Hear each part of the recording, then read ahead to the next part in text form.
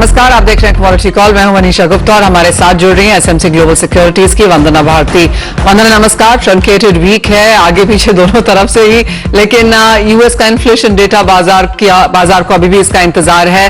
साथ ही साथ जिस तरह से नियर ऑल टाइम हाइज यहां पर सोने में फिर से बनते हुए नजर आए हैं, इससे ही शुरुआत कर लेते हैं। कैसी देखती हैं आप प्राइसेस?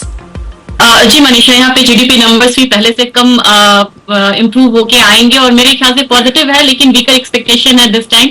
तो यहाँ पे गोल्ड में जो खरीदारी है वो बनती जा रही है और जो यूएस ट्रेजरी यील्ड है वहां पे भी गिरावट देखने को मिल रहा है। तो मेरे ख्याल से थोड़ी सी जो बाइंग है वो यहाँ पे रहेगी 66,500 के करीब एक बाइंग रिकमेंडेशन रहेगी। 66,800 का टारगेट होगा। स्टॉप लॉस यहाँ पे लगाना होगा 66,350 का करीब। लेकिन एक यहाँ पे सलाह ये भी रहेगी, क्योंकि लॉन्ग वीकेंड है, यहाँ पे स्ट्रिक्ट स्टॉप लॉस लगाएं और जब मंडे मार्केट ओपन होगा तो थोड़ी सी वॉलेटिलिटी हमें डेटा बेस्ड यहाँ पे देखने को मिल सकता है। तो मेरे ख्याल से गोल्ड में अपसाइड है, लेकिन यहाँ पे आप कह सकते हैं कि थोड़ा सा लिमिटेड अपसाइड है और 67,000 के करीब एक पॉज हम देख सकते हैं रैली में आता हुआ।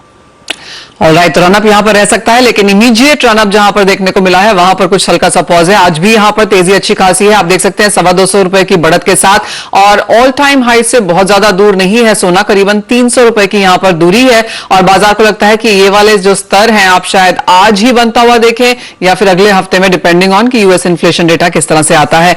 वंदना, चांदी कैसे देखेंगे? क्योंकि यहां पर एक लिमिटेड ग्रोथ है, बाजार को लगता है कि इस साल चांदी भी यहां पर काफी स्ट्रॉन्ग रनअप दे सकती है, लेकिन अब तक क्योंकि पहला क्वार्टर यहां पर खत्म हो चुका है और चांदी ने आउट परफॉर्म किया है काफी सारे मेटल्स को, लेकिन यहां से क्या व्यू? चांदी में मुझे लग रहा है कि अभी जो स्ट्रॉन्ग रनअप दिख रहा है गोल्ड में, वो चांदी में फिलहाल मिसिंग है। और आज के दिन भी पूरा सीसॉ मूवमेंट देखने को मिल रहा है। मैं कहूंगी बड़ी समझदारी से ट्रेड करना होगा। 75,500 के करीब 74,500 के करीब आती है कमोडिटी, तो बाइंग करें। हल्का सा यहाँ पे छोटा टारगेट रखना होगा 74,850 का। स्टॉप लॉस लगाना होगा 74,400 का यहाँ पे। और चांदी के बारे में मुझे लग रहा है मनीषा कि ये थोड़ा सा यहाँ पे करेक्ट होना चाहिए। एटलीस्ट मुझे लग रहा है कि 2,000 पॉइंट का शॉर्ट टर्म में यहाँ पे करेक्शन यहाँ पे ड्यू होना चाहिए चांदी में, और उस लेवल पे यानी कि 72,000 से 72,500 के लिए यहाँ पे वेट करना चाहिए। वहां पे जो मिड टर्म या लॉन्ग टर्म के लिए बाइंग के लिए सोच रहे हैं उन्हें वहां पे बाइंग करनी चाहिए। और मुझे लग रहा है कि अब जो नेक्स्ट जो एक्शन पैट जो रहेगा वो सेकेंड फोर्थ क्वार्टर ऑफ 2024 रहेगा। तो मुझे लग रहा है कि ये इस लेग में जितनी रैली आनी थी वो आई है। अब यहाँ पे थोड़ा सा इसमें भी पॉज आएगा रैली में, तो बेस्ट बाय जो है वो 72,500 के करीब बनेगा। ऑलराइट, और वंदना, एग्रीकल्चर स्पेस में कोई टॉप पिक जहां पर आपको लगता है कि एक्शन देखने को मिल पाएगा? जी हाँ, यहाँ पे टर्मरिक है। टर्मरिक में मुझे लग रहा है कि अराइवल्स यहाँ पे बढ़ रहे हैं और एक्सपोर्ट यहाँ पे नंबर्स जो है वो थोड़ा सा कम होके आया है। वहां पे लगातार हम लोगों ने करीब 20,000 के करीब से लगातार फॉल आता हुआ देखा है।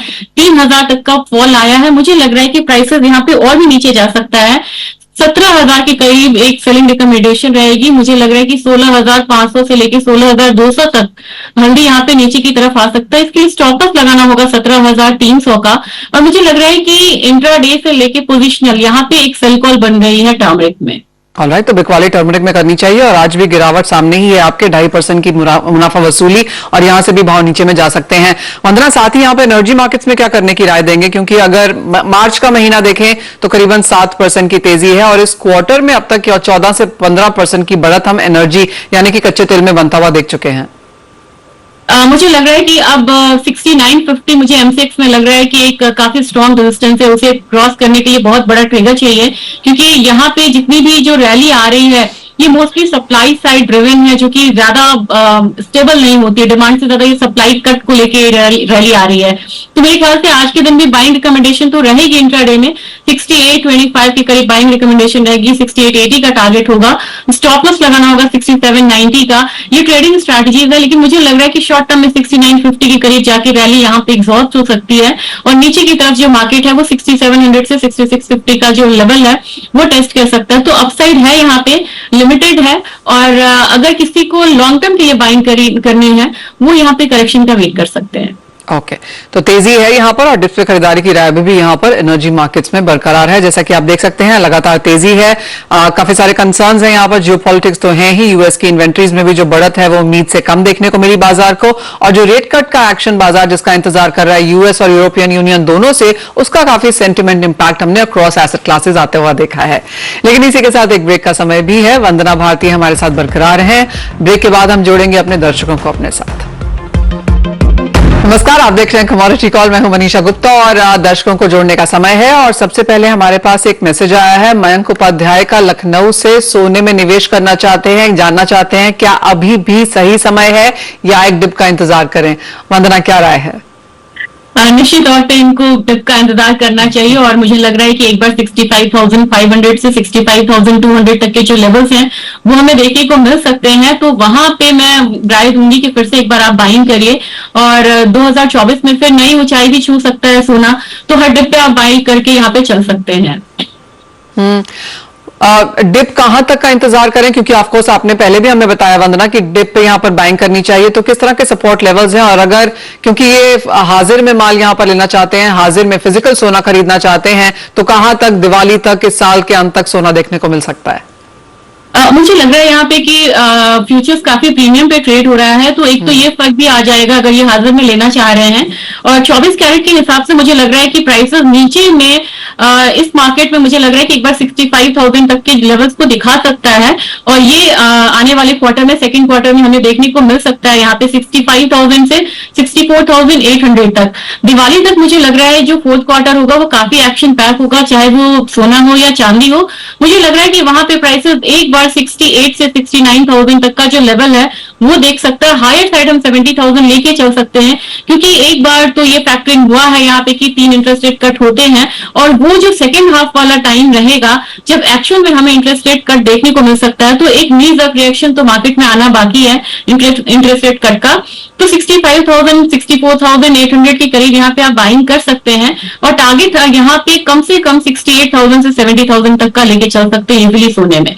वो 6 महीने का चार्ट आपकी स्क्रीन पर है जहां पर 56,000 का लो हमने बनते हुए देखा था 6 महीने पहले, और अब 66,000 का हाई है, यानी कि 10,000 रुपए की तेजी हमने पिछले 6 महीने में यहां पर आते हुए देखी है। और अपने ऑल टाइम हाईज के बहुत करीब यहां पर सोना एक कांस्टेंट तेजी यहां पर बनती हुई नजर आई है। और जैसे वंदना कह रही है, डिप्स का इंतजार यहां पर जरूर करें, लेकिन नए हाई 68 70,000 तक की बातें यहां पर हो रही हैं, तो खरीदारी यहां पर सोने में बरकरार रहनी चाहिए नियर टर्म के हिसाब से। वंदना, एक और मैसेज आया है, ये माधव सिंह जी का है, जलावर राजस्थान से, किसान हैं और धनिये की 150 बोरी इनके पास पड़ी है। जानना चाहते हैं कि कब तक होल्ड करें, किस तरह का दाम यहां पर मिल पाएंगे? बहुत अच्छी कमोडिटी है, प्रोडक्शन कम है इस बार और एक रेंज में अभी जितनी भी स्पाइसेस है रेंज में है, क्योंकि एक्सपोर्ट का ट्रिगर यहाँ पे मिसिंग है, जो कि अभी थोड़े दिन पहले बढ़िया था यहाँ पे।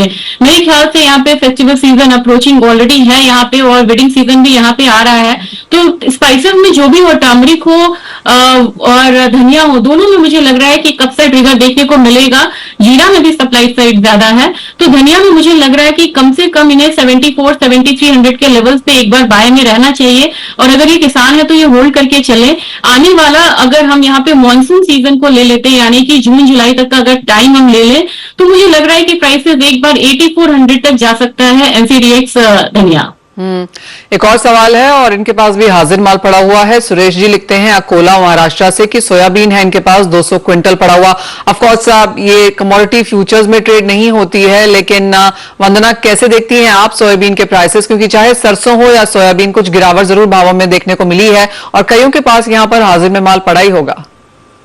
सरसों में मुझे लग रहा है कि अभी तो इसके अराइवल्स का काफी इम्पैक्ट आएगा और अभी प्राइसेस नीचे की तरफ आएगा, लेकिन 1 अप्रैल से अगर थोड़ा सा यहाँ पे लिवाली बढ़ती है मार्केट में तो यहाँ पे लिमिटेड डाउनसाइड हो सकता है सरसों में। लेकिन सोयाबीन में थोड़ी सी एग्जॉस्ट हुई है, यहाँ पे अराइवल्स थोड़ा खत्म हुआ है और वहां पे प्राइस में 4 to 5% गिरावट के बाद स्टेबिलिटी यहाँ पे हो सकती है। लेकिन बाहर का माल बहुत ज्यादा यहाँ पे आ रहा है, बहुत ज्यादा इंपोर्ट ऑलरेडी हो चुका है, तो बहुत ज्यादा हायर साइड देखने को नहीं मिलेगा। एक चीज मुझे ट्रिगर कर रहा है पूरे ऑयल सीड काउंटर में में अगर यहाँ पे हम वीकली या मंथली चार्ट देखें, पॉम ऑयल बहुत लॉन्ग कंसोलिडेशन में है और वहां पे मुझे लग रहा है कि एक ब्रेकआउट की संभावना है, जो कि अर्ली यहाँ पे इंडिकेशन दे रहा है सारे ही ऑयल पैक में। तो मुझे लग रहा है कि एक इंडिकेशन है कि वहां पे हम 5 to 10% तक की रैली आता हुआ देखें, जो कि यहाँ पे जो गिरावट है मस्टर्ड सीड हो चाहे सोयाबीन हो उसको संभाल सकता है। तो मेरे ख्याल से यहाँ पे 5 to 6% की गिरावट और यहाँ पे हो सकती है। लेकिन अगर हम मानसून सीजन तक अगेन यहाँ पे हम रहते हैं तो मुझे लग रहा है कि वहां पे प्राइसेस थोड़ा सा संभलता हुआ नजर आएगा और ये जो अराइवल प्रेशर है ये वाला सीजन भी वहां तक चला जाएगा और लीन सीजन की तरफ हम बढ़ेंगे। ऑलराइट, तो यहां से भी कुछ गिरावट की एक्सपेक्टेशन 5 से 6% और यहां पर हल्का हो सकता है खाने के तेलों के प्राइसेस, तो वहां पर नजर बना के रखें। वंदना, जाते जाते एक सेंस आपसे यहां पर मसालों पर भी लेना चाहेंगे। ऑफ कोर्स धनिया पर तो हमने बात यहां पर की ही है, हल्दी में आपकी कॉल भी थी, लेकिन यहां पर अब जीरे में क्या व्यू है? मुझे जीरे में लग रहा है कि यहाँ पे डाउनसाइड लेवल ये बना रहा है, कंसोलिडेशन बना रहा है, सपोर्ट यहाँ पे बात हो रही थी कि 20,000 को भी यहाँ पे तोड़ तो नहीं देगा। मुझे लग रहा है कि 21-22,000 एक बहुत बढ़िया जोन रहेगा जहाँ पे स्टेबिलिटी आ जाएगी प्राइसेस में। इंटरनेशनल मार्केट में जीरा यहाँ पे कॉम्पिटिटिव हो चुका है, ये एक पॉजिटिव न्यूज है। और दूसरी बात यह है कि स्पॉट मार्केट पे अगर यहाँ पे बाइंग बढ़ती है तो यहाँ पर ट्रिगर आ सकता है और मैं यहाँ पे बहुत ज्यादा बिकवाली की राय नहीं दूंगी। मुझे लग रहा है कि हर हायर साइड पे एक बिकवाली आती है, एक रेंज में कमोडिटी गुआर की तरह बिहेव कर रहा है कि अगर 23,000 के करीब या 22,500 के करीब आता है तो बाइंग बनती है और ऊपर में 25,000 की तरफ से एक बिकवाली होती है। लेकिन जो यहाँ पे लॉन्ग टर्म का सोच के चल रहे हैं उन्हें राय यही रहेगी करीब करीब 22,500 22,800 के बीच में आप यहाँ पे बाइंग में जा सकते हैं। और मुझे लग रहा है कि अगर हम 2 महीने का टाइम फ्रेम ले तो ये कमोडिटी में हम 28,000 तक के लेवल्स को आता हुआ देख सकते हैं। तो बहुत ज्यादा मैं बियरिश जीरे में नहीं हूं, मुझे लग रहा है कि 1,000-2,000 की गिरावट मैक्सिमम यहाँ पे होगी, उसके बाद हमें अपसाइड देखने को मिलेगा इस कमोडिटी में। चलिए, जीरे के फार्मर्स और जीरे के ट्रेडर्स के लिए अच्छी खबर है क्योंकि बहुत बड़े हाइस के बाद बहुत बड़ा लो यहां पर बनता हुआ नजर आया है, तो कुछ स्टेबिलिटी ऑफ कोर्स एक गुड न्यूज की तरह से आएगी। वंदना, बहुत शुक्रिया साथ जुड़ने के लिए, तमाम कमोडिटीज पर राय के लिए भी। एक ब्रेक का समय है, हम लौटेंगे तो लेकर आएंगे आवाज समाचार।